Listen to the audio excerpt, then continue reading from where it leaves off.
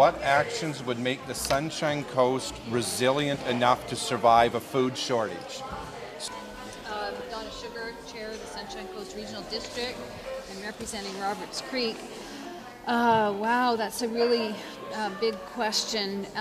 One of the things I think that's necessary is to change our food tastes.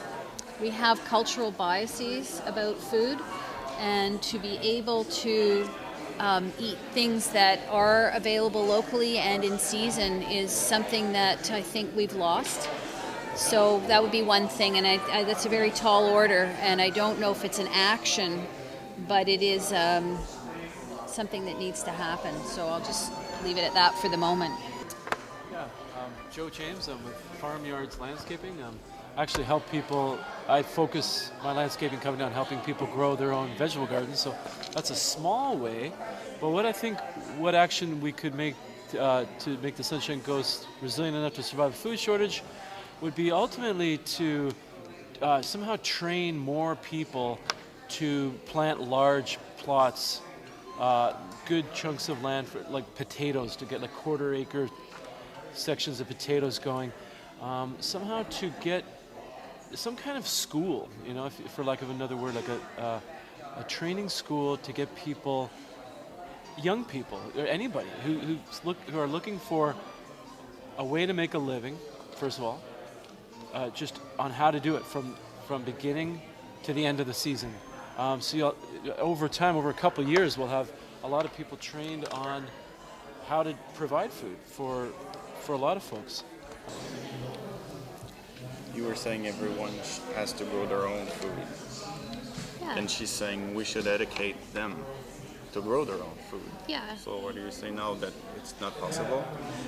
Yeah, if you legislate something, then there's like an incentive to do it. But if there's no incentive, financial or otherwise, no one's going to do it if they have to do it. It's kind of like our whole environmental issue. It's like now there's slowly legislation being enacted to change our behaviors that at the time there's no incentive to change our behavior. Now they're charging for plastic bags. There's recycling fees. So people are starting to have incentives, right? I don't know what the incentive is for people to grow their own food other than a potential crisis, right? Yeah, we need to start. Too little, too late. You cannot eat money. That's a true. Yeah. Amber, did you have any ideas? I have gather, store water. Don't let mosquitoes breed in it. Involve more people and map already available food sources. Everyone should be learning about nettles, and we can do maple syrup in the spring or in the January. Oh, you were using the actual maple, the big leaf maple? The big maple. Okay, so learning better skills of what was already there. Okay. And when we do the clams, we can them, and we dry them, we smoke them. So yeah. And when you smoke them, they last a long time, and they're not so readily destroyed by the world around you. So, of course, you have to like the smell of them.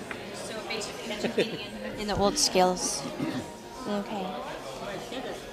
I mean, I have probably more than 1,000 jars of things because I'm such a pack rat. Everything that gets in my way lands in the jars. It's jammed, or it's canned, or it's pickled, or something like that. So. I really think that what we should do in each area is find out what we have going now. So assess. And assess things so that we know what we've got and what we're good at, and maybe expand on that, or also diversify from what we've got. Okay. If everybody's growing apples, then there's going to be too many apples and not enough peaches or something like that. If there's something that we can grow, so it's. I think that it's. There's a farm up there that produces a lot of zucchinis, cucumbers, and tomatoes. Well, maybe we don't have to have another place that's doing the same. So do something else that's. So do mapping. Yeah, and also find out what can be grown in this area naturally. A lot of people try and bring in unique stuff to grow, and it's a waste of time. I'd like to write down something like make land accessible, maybe some of the more of the crown land more accessible. Oh, yeah. Okay. It's noble work too. Like, it's a great way to make a living. It's an awesome contribution you're making.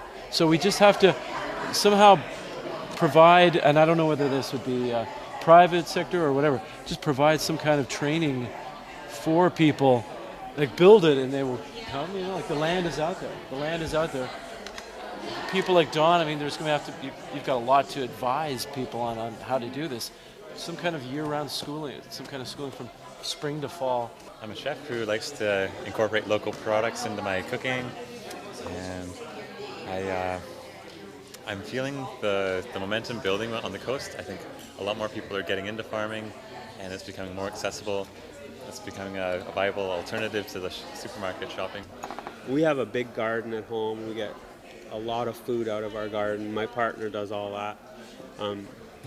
I think that there is a definite feeling that we're making the right steps by talking about this and by realizing that we can't just rely on some unknown force to be able to bring us food. It doesn't take long for us to run out of our supply. And I think what we just need to do is promote the ability for people to do that through education, through whatever incentives exist, so that we can actually be able to rely on each other more.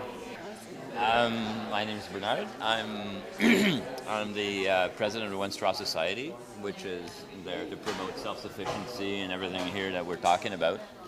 And I have a garden. I have some chickens and some rabbits and some turkeys and strawberries and all kinds of little goodies. And basically it's all about feeding ourselves and hopefully your neighbors too. What made you want to grow food? I've always had a garden. Even when I was in Vancouver, I plowed up my backyard and grew a garden and went and get seafood and starfish and everything that smelled good. Please the neighbors. Does that have anything to do with making you more resilient in case of a food shortage? Absolutely. I've always got something to eat. If there was a food shortage, I wouldn't be hungry for a number of months. So what you do would be a solution. Growing your own garden is a direct action. It's a direct action. It's definitely I wouldn't be faced with a large food shortage. I still go a lot to grocery stores, but I could manage for a long time without any grocery stores. I put preserving wisdom, but I actually realized what I wrote, preserving wisdom. Like how to preserve food safely and for long term for winter is part of keep having a resilient enough food supply. But preserving the wisdom of the elders who still know how to grow the land and really valuing them. I think they're so marginalized in many parts of the world now, and I think there's a lot of elders living in the city who are dying because their wisdom is dying and they weren't able to share it with anyone. I was just thinking about how backward the idea of canning sounds to a lot of people.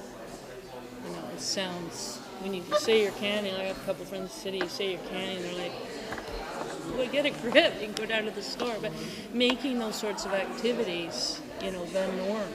Yeah. It used to be the norm.